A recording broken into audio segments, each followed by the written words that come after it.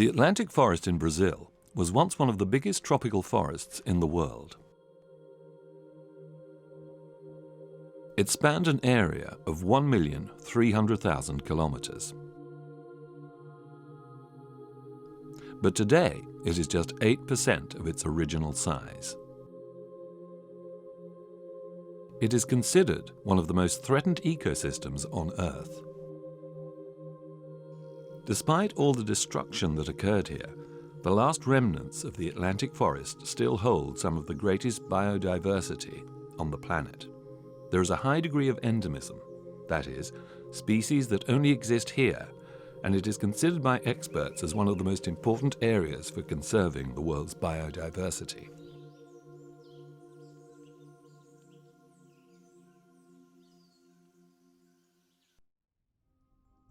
Located in the southeastern Brazilian state of São Paulo, with a length of 300 kilometers, the Serra do Mar State Park is the largest Atlantic nature reserve on the planet, and it plays a key role in the preservation of this kind of ecosystem.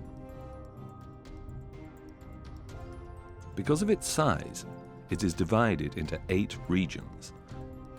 They are Itureiro, Curucutu, Itutinga-Paloes, São Sebastião, Caraguatatuba, Pissinguaba, Santa Virginia, Cunha.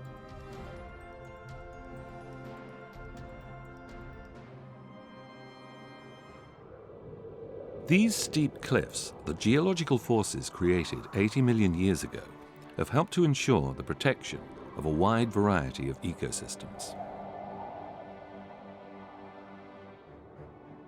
They have preserved an important sample of the impressive historical Atlantic forest for future generations.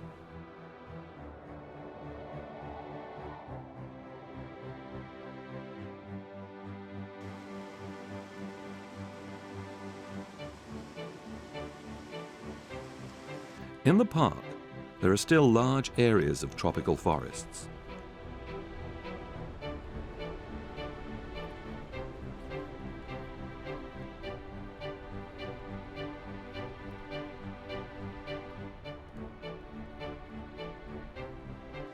Coastal plains,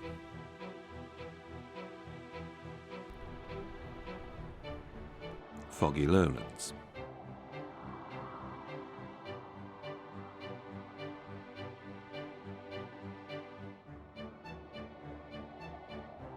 Marine ecosystems, such as mangroves and almost untouched beaches. Part of the park, in the Pissinguaba region, the national park protects 5 beaches. Fazendas Beach, Camburi's Brava Beach,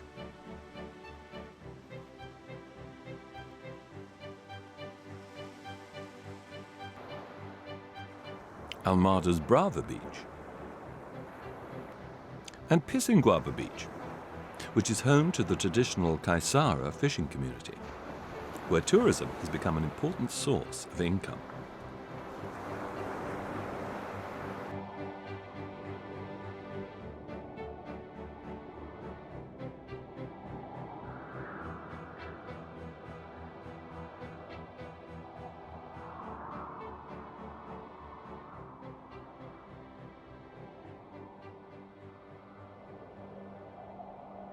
Here, a gang of black-headed vultures have found a stingray carcass lying on a beach. These animals play a key role in the balance of this ecosystem, keeping the environment where they live clean. Disposing of everything from carcasses to bones, they are responsible for eliminating 95% of dead animals. As a result, they help prevent the spread of diseases, eliminating bacteria that could make other wild animals ill or kill them.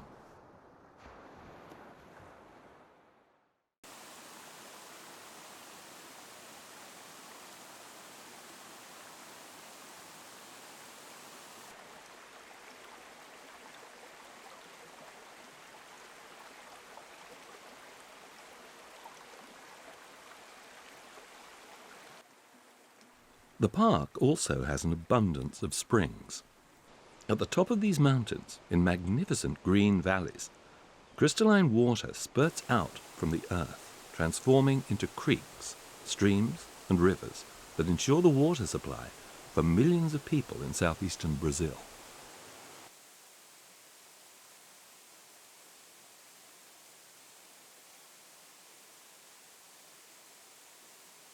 On their natural path to the sea, they sculpt the rocks, forming hundreds of waterfalls and rapids.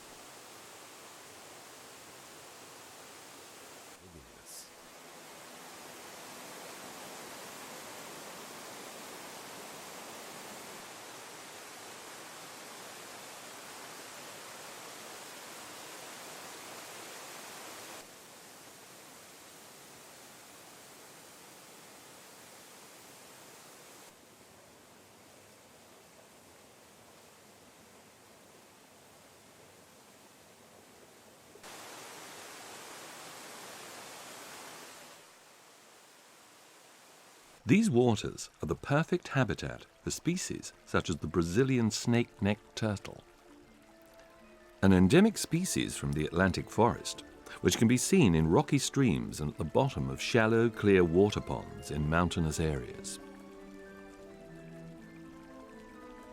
And Hylodes genus toads that only live in the Atlantic forest. They are popularly called torrent frogs, and 25 different species have been discovered so far.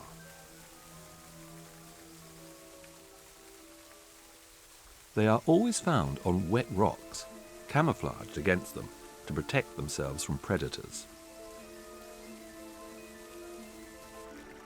Because the running water around them is very loud, the males produce a shrill call that can be heard over the surrounding noise, and they also exhibit visual signs by raising and waving one leg. The calls and visual signs are the Hylodes species' main ways of communication, and the males use them to defend their territory from intruders and attract females.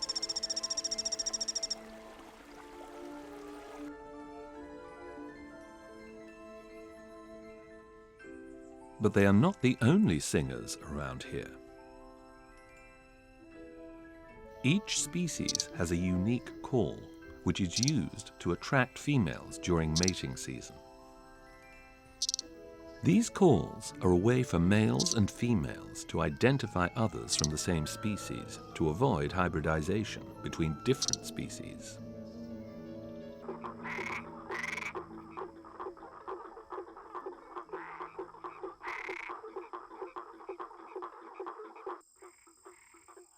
Some species, such as the smith frog, have interesting reproductive rituals. In the summer, the males build nests shaped like pots on the edge of ponds and dams and guard them bravely from other males. From these nests, the male starts to croak, attracting females of the same species.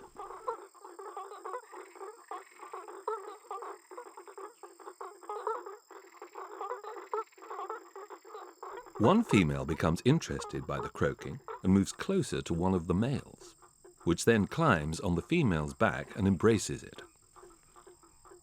Through this nuptial embrace, known as an amplexus embrace, the male fertilizes the female, which then spawns into the nest. The tadpoles mature in the nest, and when the rains flood the nest, the tadpoles move into the larger body of water, where they complete their development. Other species, such as this tree frog, use bromeliad plants to reproduce. The biologist Leo Malagoli studies these frogs. He has discovered that this species deposits its eggs on the inside of bromeliads, on the edge of streams. And when there is higher rainfall, they flood and the tadpoles are lifted into the streams where they then develop into frogs. The Atlantic forest is home to over 400 species of amphibians, and most of them are endemic. This significant number is thanks to the rainforest, as the animals depend on its humidity, and to the mountainous terrain which in the past acted as a natural barrier, isolating specific amphibian populations, helping the emergence of families, genera, and species that only exist here.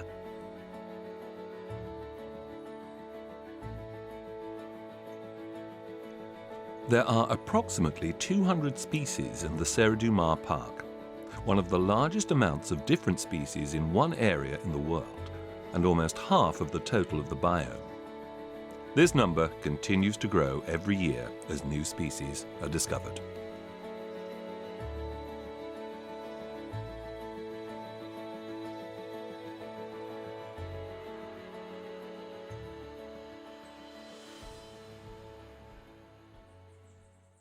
It was here in 2014 that the biologist Thijs Conders discovered 2 new toad species of the genus Brachycephalus. They are exclusive to the Atlantic forest and popularly known as saddleback toads. Turning over the moist leaves on the forest floor, she shows us one of her discoveries, the Brachycephalus crispus. So far, its only known habitat is a mountain in the Cunha region of the park. The park's hilly landscape and low-lying forests create great differences in altitude, which contribute to the variety of different Brachycephalus toads. They are extremely sensitive, feeling slight temperature differences between mountains and valleys, and they are not very mobile, so they cannot move from one mountain to another. Therefore, the toad populations have slowly developed into a different species on each mountain. 28 genus species are known so far, and most of them have only been discovered by scientists in the last few years, as research in the higher areas of the Atlantic forest has increased. This is another Brachycephalus toad, discovered in 2009. Just like most of these toads, it moves slowly through the damp forest leaves.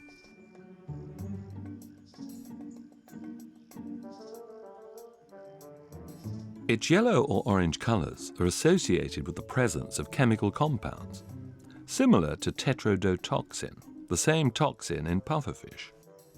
No studies have yet been conducted to find out which of the Brachycephalus toads have these toxins, or its function in these animals.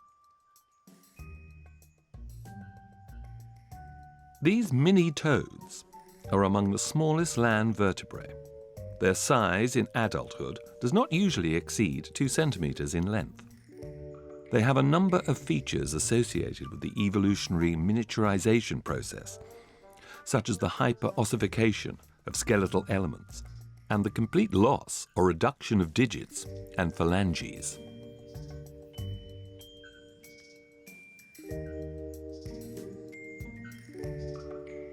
Here, on top of a 5-cent coin, we can see their size more clearly.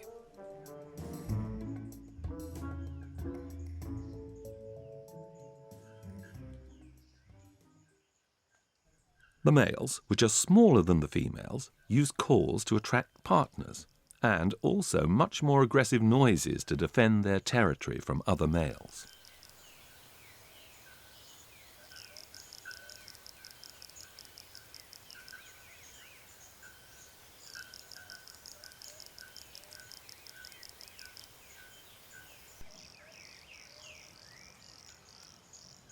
And when 2 male frogs meet, one simply raises its arm and opens its mouth to show the other that the territory is already occupied.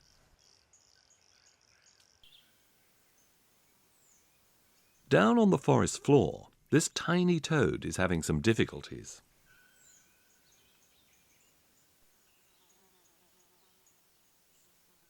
Something seems to be bothering it.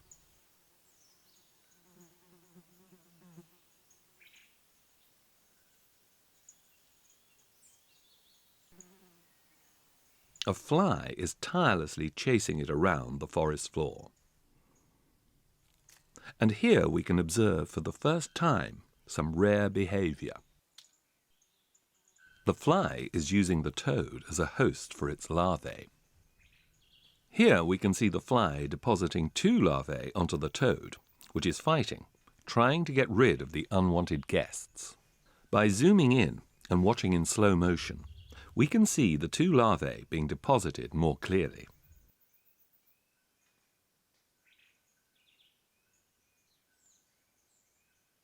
The toad managed to get rid of one of them, but the other larva will probably manage to survive, causing the toad a lot of discomfort until it develops into a fly.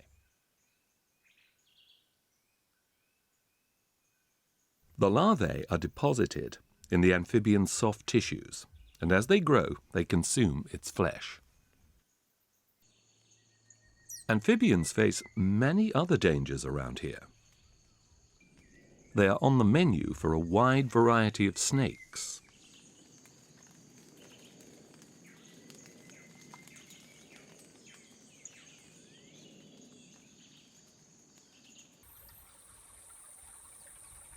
For example, there's Jucara lurking on the forest ground. Or there's jararaca, coiled around the branches, warming its body in the early morning sun.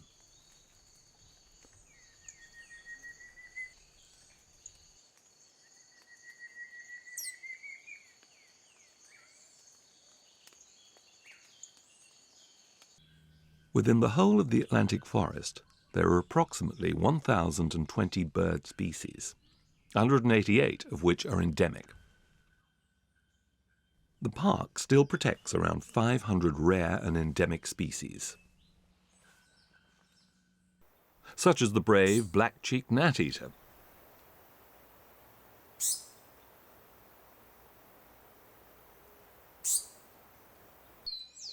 the lush Brazilian tanager,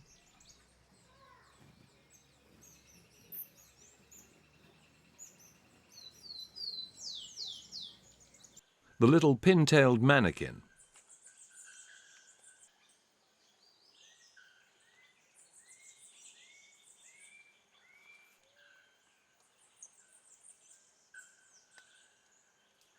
and the endangered bare-throated bellbird, which has one of the most powerful voices on the planet. Its singing could even damage your ears if you get too close. These forests still hide many secrets.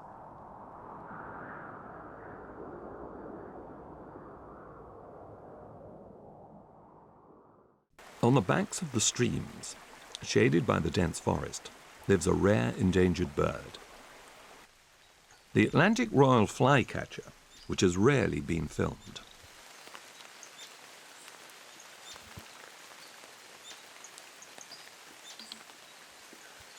It is endemic to the Atlantic forest and inhabits a small area that extends from the state of Santa Catarina to the state of Espirito Santo. This bird is very sensitive to environmental deterioration and needs undisturbed surroundings to survive. It inhabits the outer parts of the forest and is a patient predator.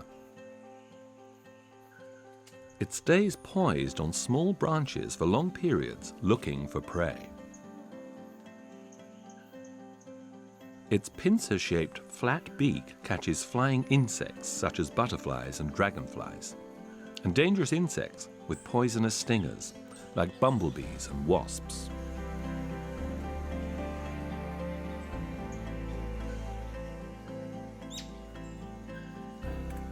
After capturing their prey in the air, they return to their perch and bang it against the branch to get rid of dangerous stingers or large wings.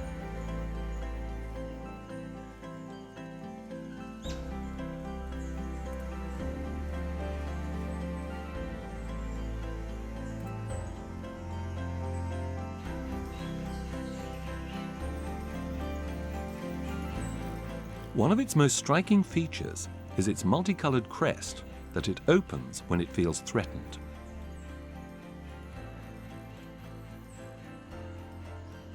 It is a spectacle that lasts only a split second, but its beauty is still enchanting.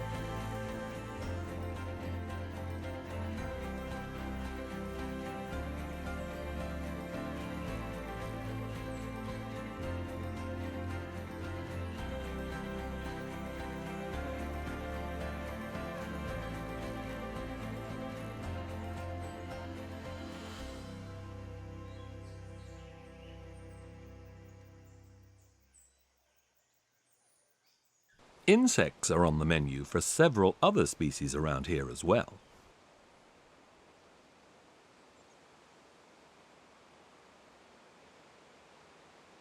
Like the Jucara trogon, a medium-sized bird with rich and colourful plumage in a wide variety of colour combinations.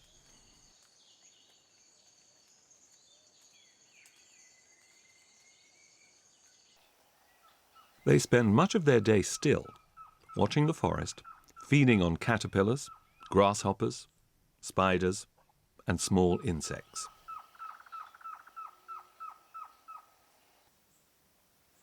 Its melancholic call sounds like a single repeated note, and it uses it to mark its territory and attract females.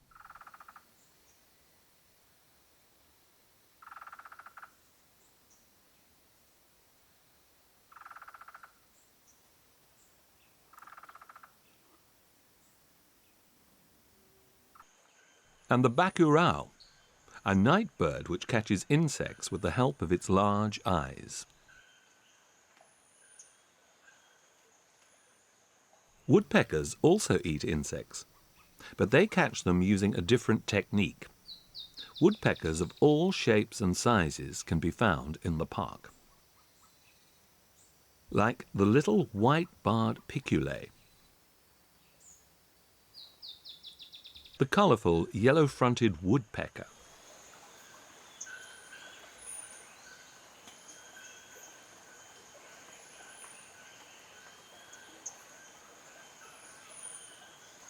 and the great blonde-crested woodpecker.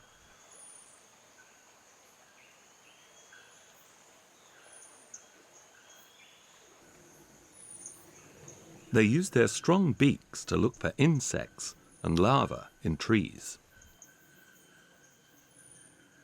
The birds that best show the true liveliness of the forest are the tanagers.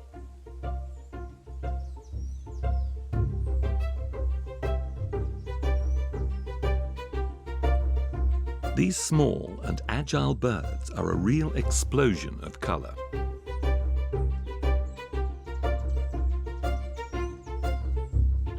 At altitudes of 900 metres, we can find the beautiful brassy-breasted tanager, which are only found in the Atlantic forest.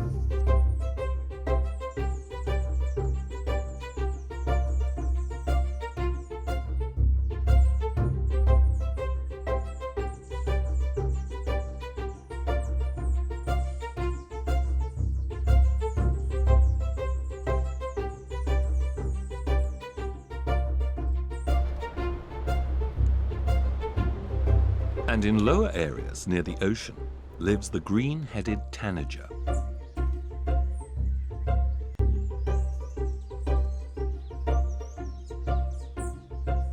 And the red-necked tanager.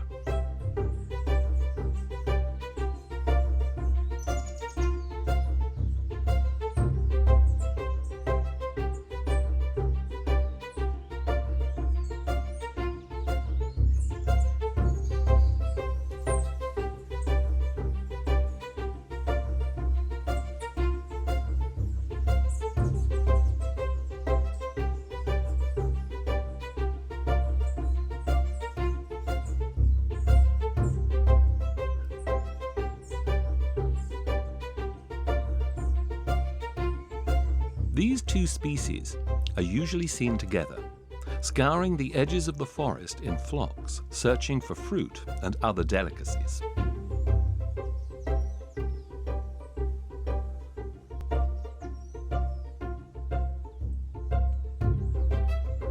Like this plant stalk, known as spiked spiral flag ginger.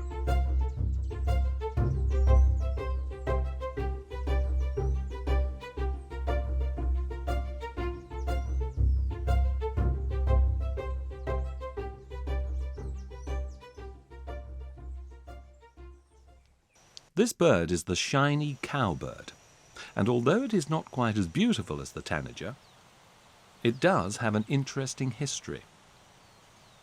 Unlike other birds, they do not make their own nests to lay their eggs.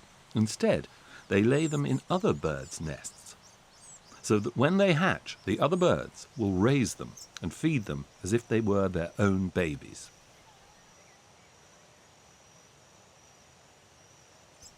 Because of this mischievous behavior, their Portuguese name, chopin, has become a synonym for profiteer in Brazil, even appearing in the dictionary. The biggest victims of this trick are the rufous-collared sparrows.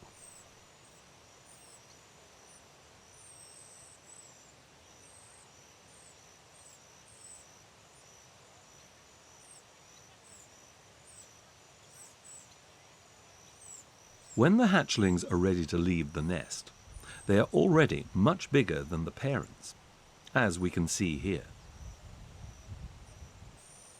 The rufous-collared sparrow mother desperately searches for food, trying to satisfy the large babies who continuously chirp for more food.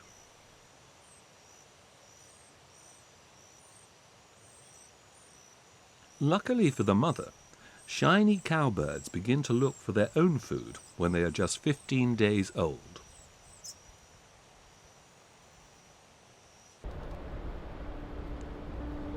Birds have an important relationship with the forest. They play a key role in the food chain as predators and as prey.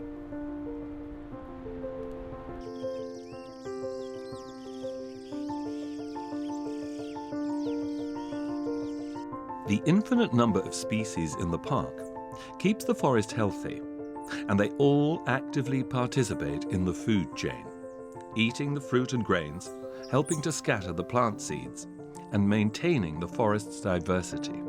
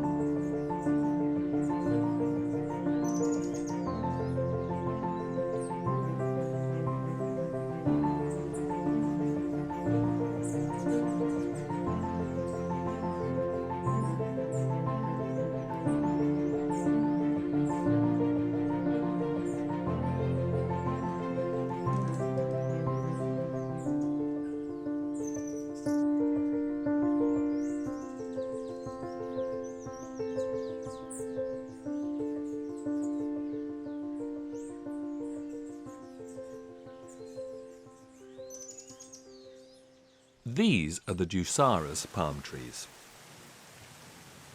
and they are fundamental to the life of the forest.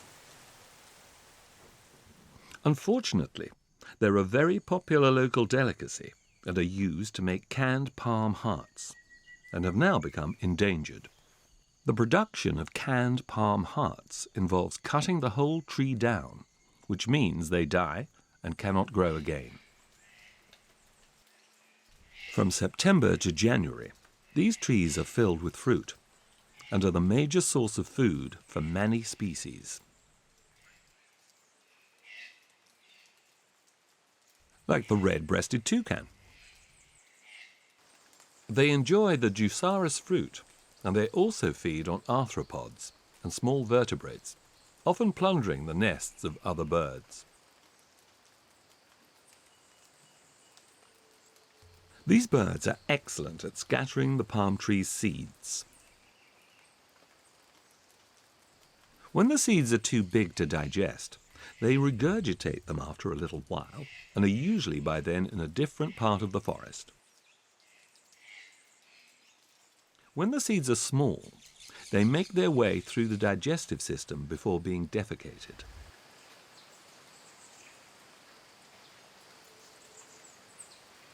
These beautiful birds are still very common in the park and are not endangered.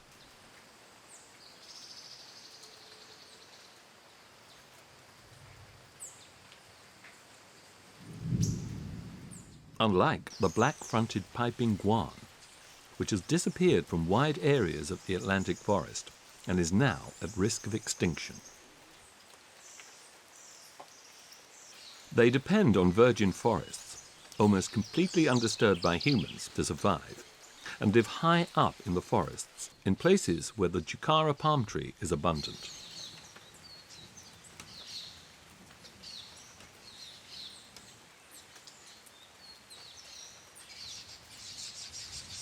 As we can see here, they usually stay perched in these branches for hours feeding.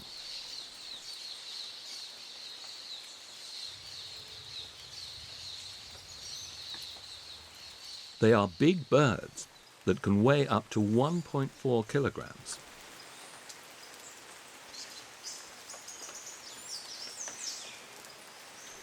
It is a threatened species, not only because its habitat is being destroyed, but it is a very docile bird and is still hunted in Brazil.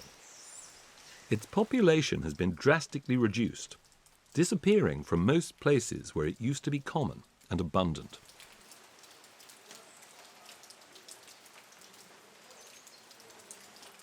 Unless something is done, it could become extinct in just a few years.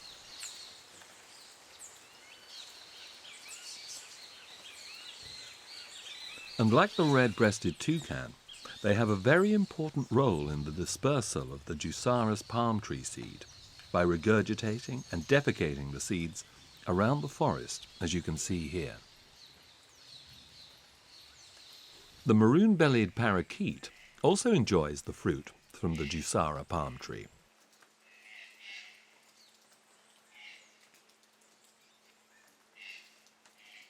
Here, a flock is having a real feast on the fruit.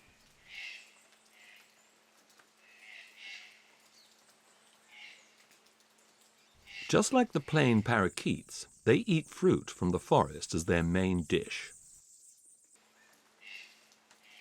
And this parakeet is enjoying a good meal from a guava tree.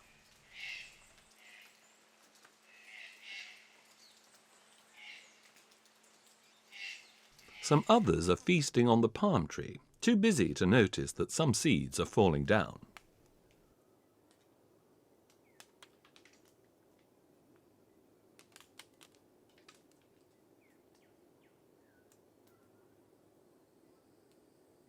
The channel-billed toucan also feeds on fruit, but they have a much more varied menu. They are predators and hunt other species of birds, like plain parakeets.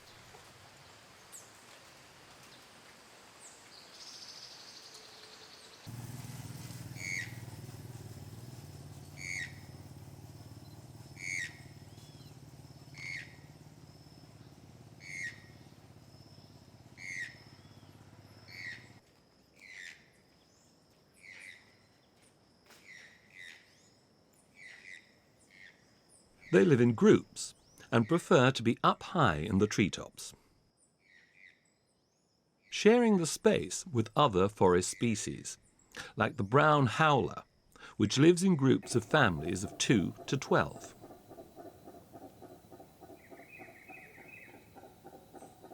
They move slowly through the treetops, spending much of their day resting, taking part in social activities. Like we can see here, a teenager is grooming an elder.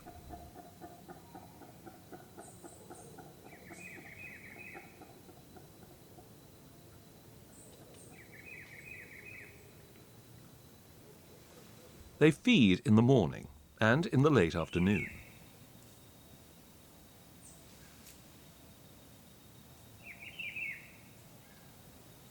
and their diet consists mainly of leaves.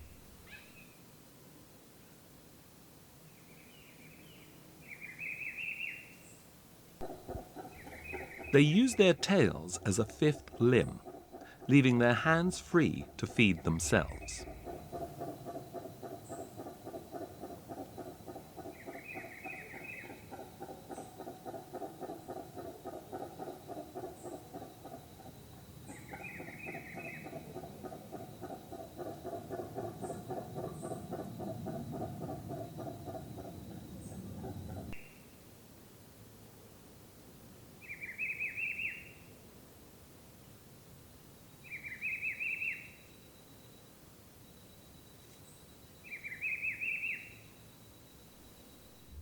Other primates live here too, like these white-tufted ear marmosets.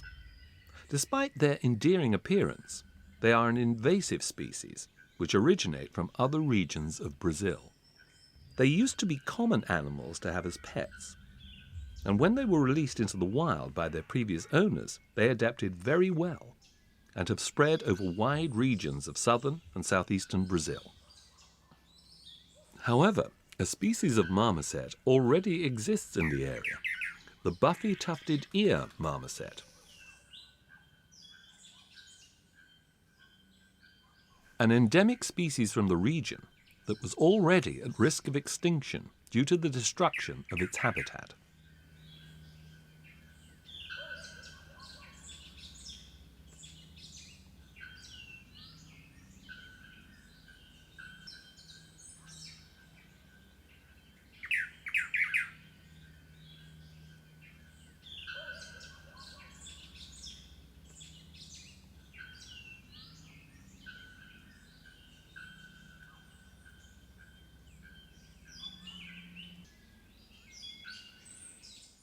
The two species have few genetic differences, and they have begun to form groups together with mixed offspring, threatening the species that was already at risk of disappearing even more.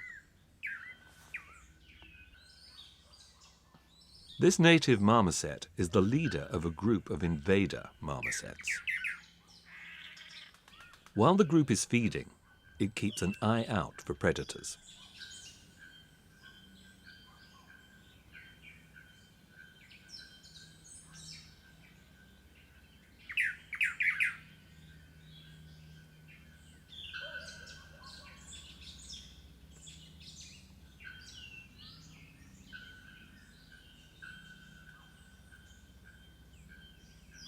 It warns the others with these high-pitched sounds when it sees danger.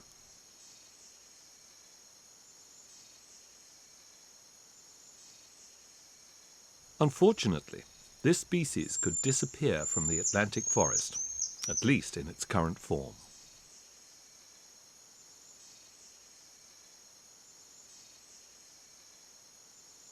The Atlantic forest has more plant diversity than some continents, like Europe and North America. It is estimated that approximately 97% of the Atlantic forest flora produces flowers adapted to pollination by animals, and only 3% are pollinated by the wind. In temperate forests, for example, the wind has a more important role in the dispersion of plant seeds. One of the theories for the high dependence on animal pollination is the low air movement within tropical forests and the huge diversity of trees and other forms of life. This often means that there are low concentrations and large distances between individuals of the same species. So direct dispersion of pollen is more effective, and this can only be done efficiently by animals. The variety of colours and shapes of plants in the forest is immense, and they fight for attention of insects, bats, and a very special group of birds, hummingbirds. Hummingbirds are only found in the Americas, from Alaska to Tierra del Fuego, and so far 322 species are known. The greatest biodiversity of species occurs in tropical regions in Brazil and Ecuador.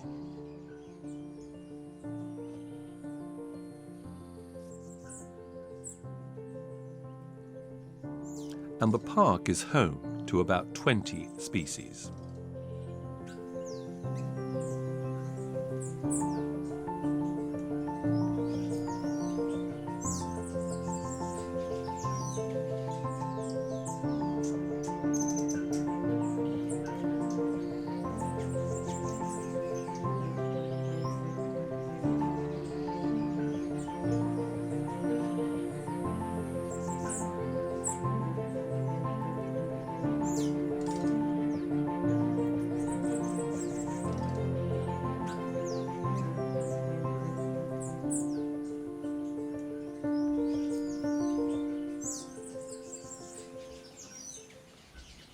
Weighing between just 2 and 6 grams, hummingbirds are the smallest birds on the planet.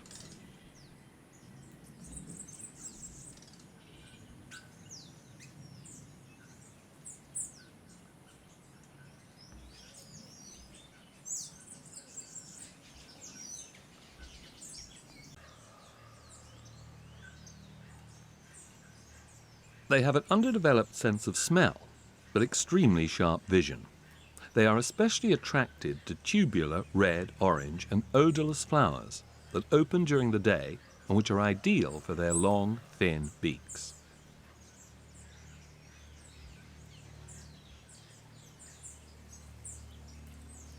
Carlos Cojino is a biologist that conducts studies about the plant pollination in the park.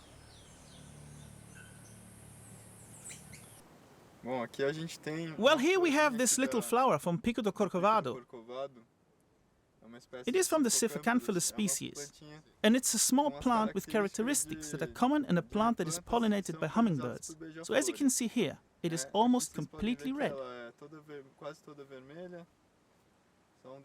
with just a little bit of yellow detail, and it is tube-shaped. The tube is more or less the size of a hummingbird's beak, the kind of hummingbird that we have here. And here in the Atlantic forest, in general, we have a lot of species with the same features, and the hummingbirds are vital to their pollination and reproduction. There are at least 60 species that we already know of, that we have been studying, that have the same features and are also pollinated by the hummingbirds. In exchange for this pollination service, hummingbirds carry the pollen from one plant to another, guaranteeing that the flowers are pollinated and will produce fruits and seeds. As payment for doing this, they receive the nectar produced by the plants. The nectar is made inside the flower. In the case of this flower, the nectar gathers in the bottom of this tube here.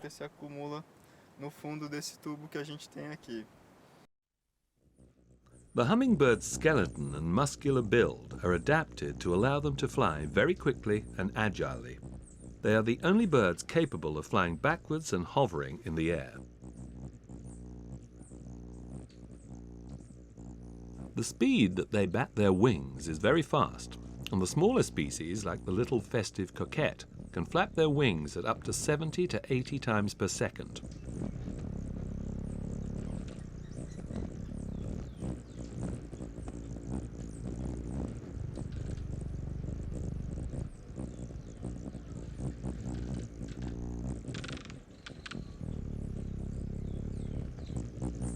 All this frantic flapping requires a good energy supply, and so they consume a lot of nectar.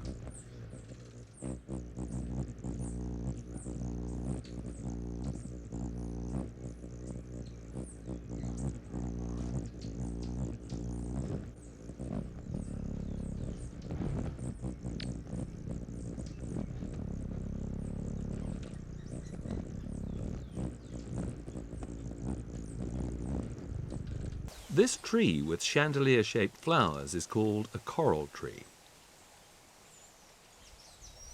It is one of the most beautiful trees in the Atlantic forest and loses its leaves completely during the flowering season. Its flowers are very tasty and attract several animals which enjoy their nectar, like the blue dacnus and the banana quid. which are very common around here and really like to indulge on nectar, fruits, and little arthropods. With their curved and sharp-pointed beaks, they can perforate the base of the coral tree's flowers and reach its sweet nectar.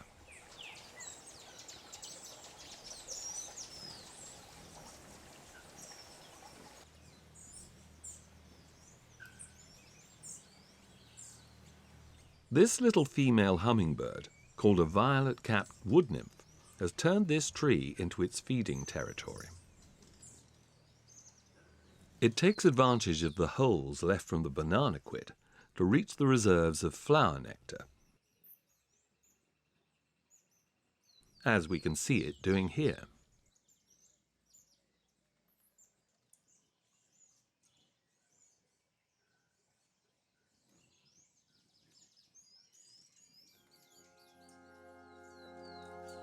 Just like most of the species around here, it is very territorial and staunchly defends its feeding territory.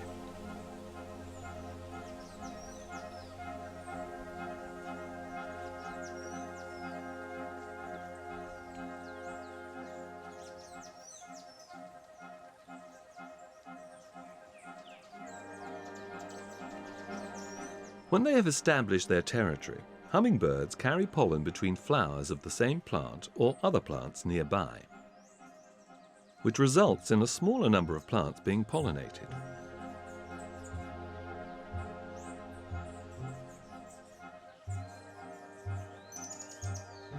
They usually stay perched on branches, observing the environment around them, looking for intruders.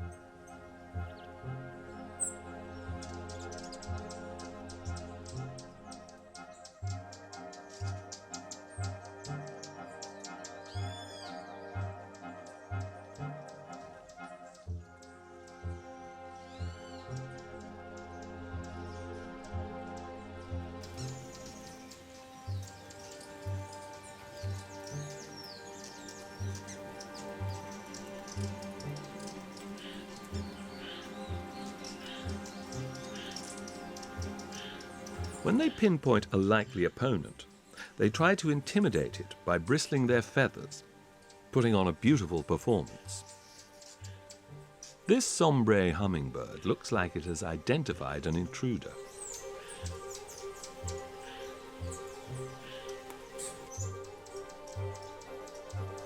And this Brazilian ruby hummingbird shows its beautiful plumage to intimidate its opponent.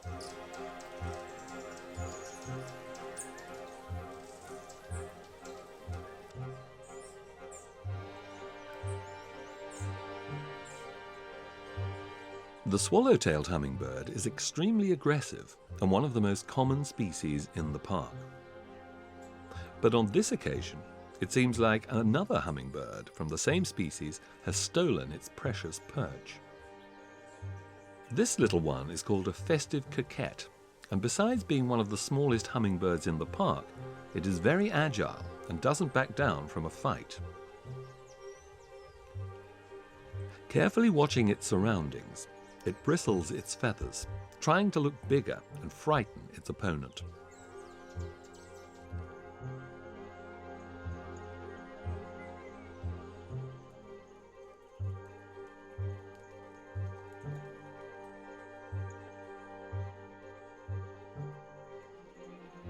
When the performance fails, it starts an air attack to try and kick the intruders out.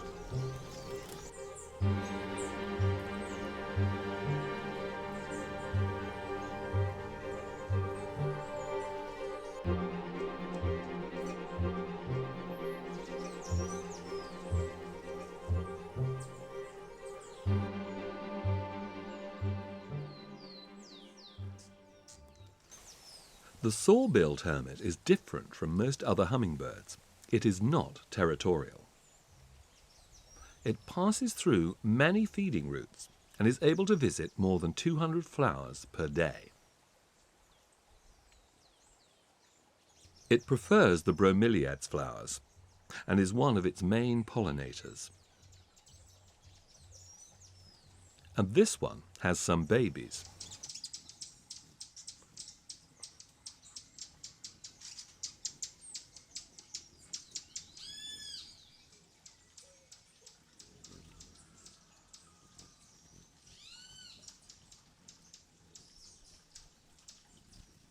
These two are in the final phase of their development, and the nest looks cramped.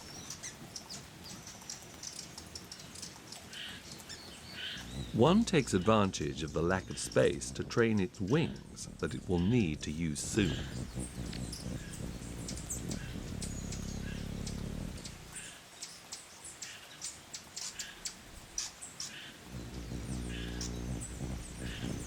Their mother is nearby.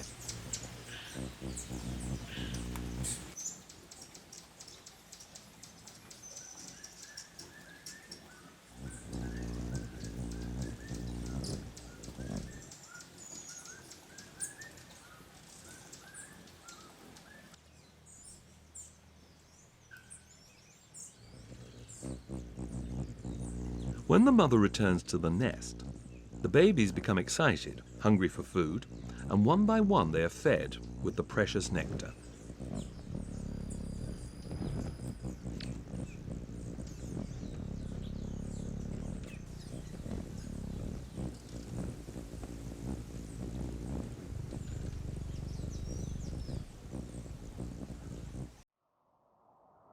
The park still has some surprises.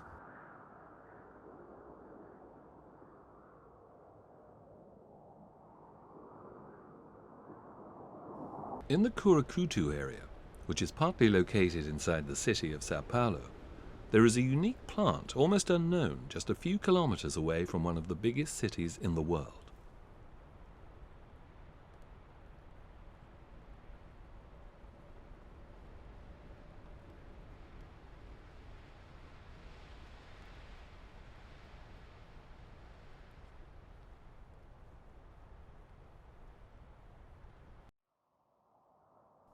The Campos Nublados are a wide expanse of foggy lowlands located in the Serra do Mar Park.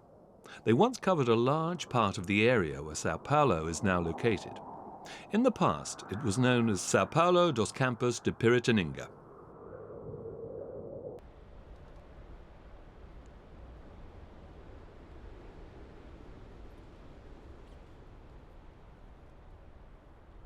Despite its unfertile soil, these fields are almost always covered by a humid fog that comes from the sea, creating rich biodiversity.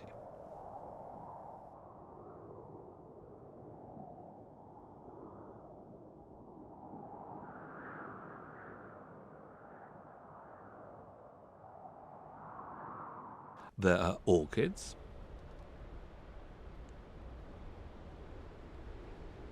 trees that are unable to grow properly and look like natural bonsai because of the lack of nutrients in the soil.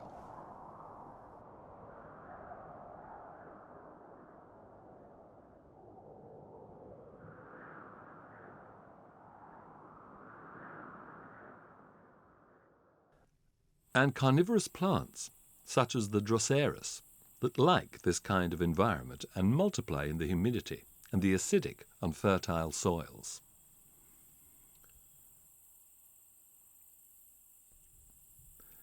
Its tentacle-shaped leaves are covered by glandular trichomes that secrete a slimy substance that attract little insects which they eat.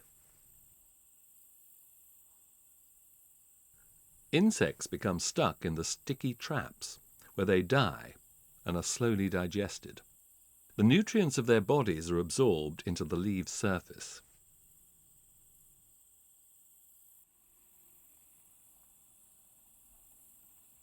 This fly is trying to fight as much as it can to escape from the plant's sticky tentacles. But the more it moves, the more trapped it gets.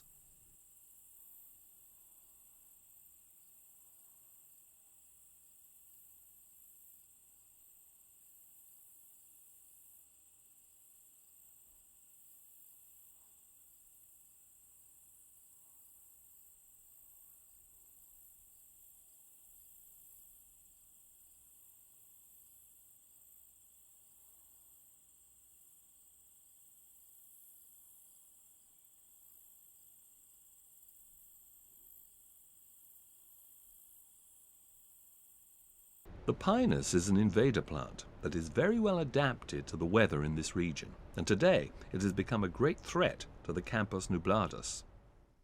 Its spines spread on the wind, and if nothing is done, the landscape could be forever changed in just a few years.